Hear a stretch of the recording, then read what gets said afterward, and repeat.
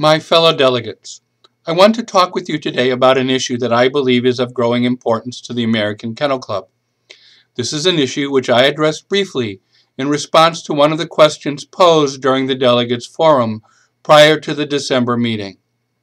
This is the need for the AKC to engage in a strategic planning process.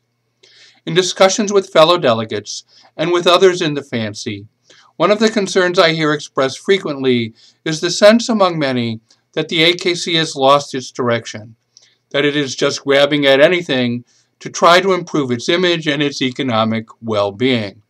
I must admit that I also find myself at times experiencing the same sense of frustration.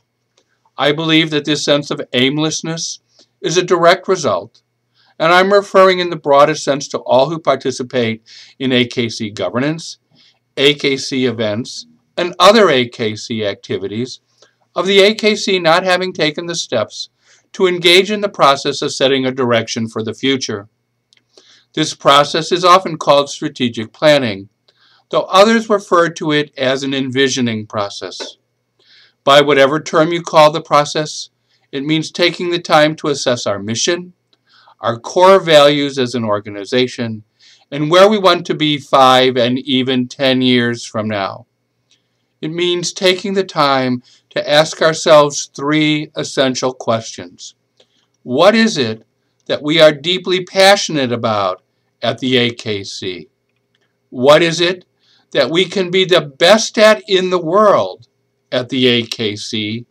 And finally, what drives the resource engine in terms of time, money, and brand at the AKC? These are not easy questions to answer, nor can these questions be answered in 6 months or possibly even a year.